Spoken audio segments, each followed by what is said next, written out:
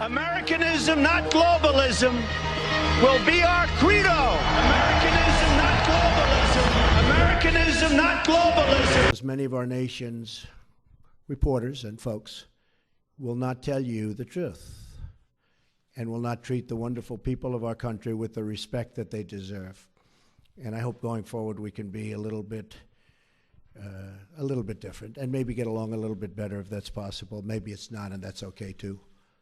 Unfortunately, much of the media in Washington, D.C., along with New York, Los Angeles in particular, speaks not for the people, but for the special interests and for those profiting off a very, very obviously broken system. Welcome to First Amendment News, brought to you by freedom of speech and freedom of the press, and sponsored by your U.S. Constitution. Just because of the attack of fake news and attacking our network, I just want to ask you, sir. I'm changing it from fake news, though. Doesn't that undermine... Very fake news. I know, but aren't you...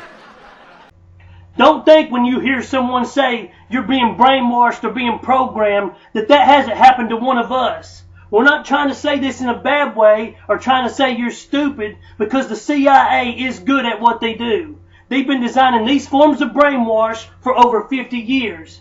And none of us are trying to say that we're perfect, that this hasn't happened to us. But more or less what I'm trying to say, it is brainwash and programming. We're trying to help our fellow countrymen and women to be deprogrammed so they can help someone later in their life.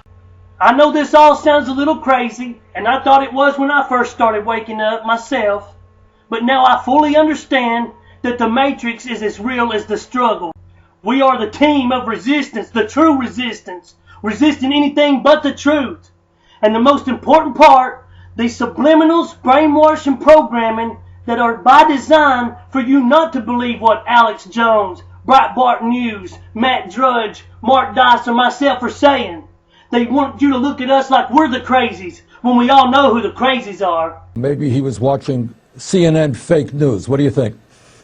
I know you've seen the onslaught news of Alex Jones, which are edited, misleading sound bites and labeling him as a KKK leader, making him look like the worst of the worst. There's no evidence of widespread voter fraud, of course, but there is one website that's reported this claim, this baseless claim, and it's one that maybe, I don't know, does Trump rely on this for his news? InfoWars is the brainchild of radio host Alex Jones, who Rolling Stone once called the most paranoid man in America. It's been a cozy relationship from the beginning. I will not let you down. You will be very, very impressed, I hope.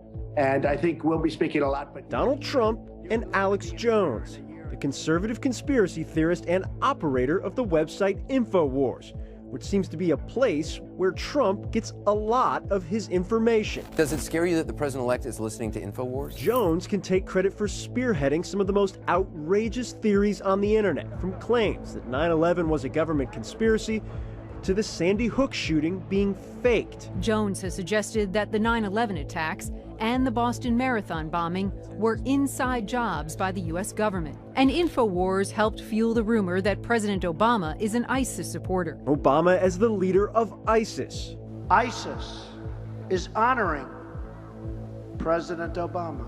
He is the founder of ISIS. Jones' theories reach tens of millions each month and are now often echoed by the next president of the United States. This is the man who's going to be president of the United States, going, following InfoWars, talking about which I don't know anything. It was an inside job. If Donald Trump based his voter fraud claim on what he read on InfoWars, it wouldn't be the first time.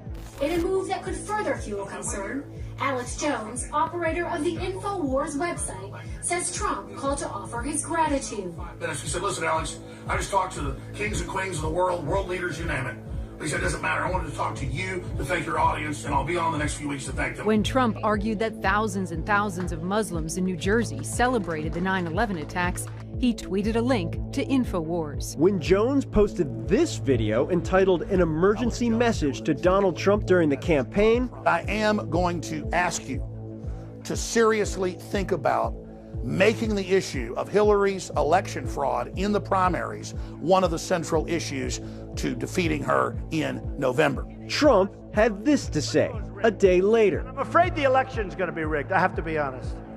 Because I think my side was rigged. And in the wake of the election, Jones pushing a theory that despite the vote totals, Trump actually won the popular vote. Millions of illegals voting, at least 5 states being stolen for Hillary. We're talking 5, 6, 7, 8 million people more voting for Trump, if you look at the evidence, in the popular vote than did. And Trump tweeting just 4 days later, quote, "In addition to winning the Electoral College in a landslide, I won the popular vote if you deduct the millions of people who voted illegally." I'll tell you, it is surreal to talk about issues here on air and then word for word hear Trump say it 2 days later. The truth in which you cannot receive from the mainstream media, who is only playing out their soap opera narrative to distract you from the true facts. Their narrative is played out pretty much like a show you'd watch on TV for entertainment. But when you tune into the news, you're seeking the truth about current world events. Just like if you turn on SportsCenter, you don't want them to tell you the wrong score or lie about who won the game. So I'm sure you don't want to hear misleading or flat out lies when you turn on the news. But that's all it is these days. Flat out garbage. Scandals, lies, and controversies to keep people watching with good production and edited sound bites, but in a manner to play out the narrative that they are portraying. They're in a scramble working harder than ever before, trying to run it in the ground, calling us fake news, when we all know who the fake news is. But just because they're on TV and spending billions of dollars trying to manipulate and change people's minds, because the new counterculture is to not trust the mainstream media. The press has become so dishonest that if we don't talk about it, we are doing a tremendous disservice to the American people. Tremendous disservice. We have to talk about it to find out what's going on, because the press honestly is out of control. The level of dishonesty is out of control. No matter what your political views are, don't let mainstream media dictate your opinion. Do your own research. Okay. Fair question. Ready? If I may ask you that. No, but let me do one at a time. Do you mind? Yes, sir. All right. So, in one case, you're talking about highly classified information. In the other case, you're talking about John Podesta saying bad things about the boss. I will say this. If John Podesta said that about me and he was working for me, I would have fired him so fast your head would have spun. He said terrible things about her. But it wasn't classified information. But in one case, you're talking about classified. Regardless, if you look at the RNC, we had a very strong, at my suggestion, and I give Reince great credit for this, at my suggestion, because I know something about this world, I said I want a very strong defensive mechanism. I don't want to be hacked. And we did that. And you have seen that they tried to hack us and they failed. The DNC did not do that. And if they did it, they could not have been hacked. But they were hacked and terrible things came in. And, you know, the only thing that I do think is unfair is some of the things were so, they were, when I heard some of those things, I picked up the papers the next morning and I said, oh, this is going to be front page. It wasn't even in the papers. Again, if I had that happen to me, it would be the biggest story in the history of publishing or the head of newspapers. I would have been the headline in every newspaper.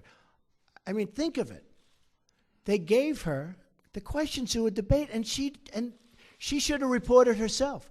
Why didn't Hillary Clinton announce that, I'm sorry, but I have been given the questions to a debate or a town hall, and I feel that it's inappropriate, and I want to turn in CNN for not doing a good job. And if I may follow up on that, just something that Jonathan Karl was asking you about. You said that the leaks are real, but the news is fake. I guess I don't understand.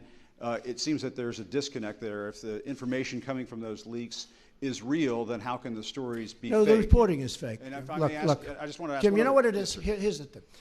The public isn't, you know, they read newspapers, they see television, they watch. They don't know if it's true or false because they're not involved.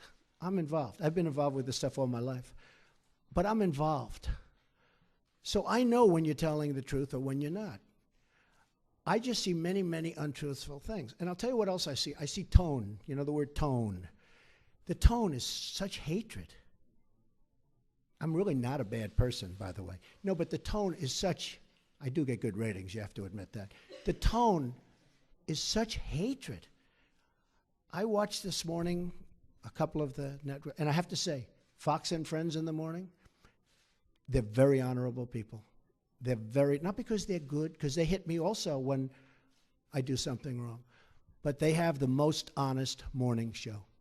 That's all I can say. It's the most honest. But the tone, Jim, if you look, the hatred, I mean, sometimes somebody gets, well, you look at your show that goes on at 10 o'clock in the evening.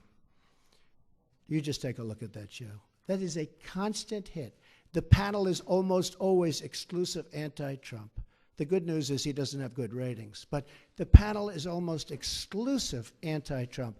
And the hatred and venom coming from his mouth, the hatred coming from other people on your network. Now, I will say this. I watch it. I see it. I'm amazed by it. And I just think you'd be a lot better off. I honestly do. The public gets it, you know. Look, when I go to rallies, they turn around, they start screaming at CNN. They want to throw their placards at CNN. You know, I think you would do much better by being different. But you just take a look. Take a look at some of your shows in the morning and the evening. If a guest comes out and says something positive about me, it's brutal. Now, they'll take this news conference. I'm actually having a very good time, okay? But that's how I won. I won with news conference and probably speeches. I certainly didn't win by people listening to you people, that's for sure. But I'm having a good time. Tomorrow they will say, Donald Trump rants and raves at the press. I'm not ranting and raving. I'm just telling you, you're dishonest people. But I'm not ranting and raving. I love this. I'm having a good time doing it.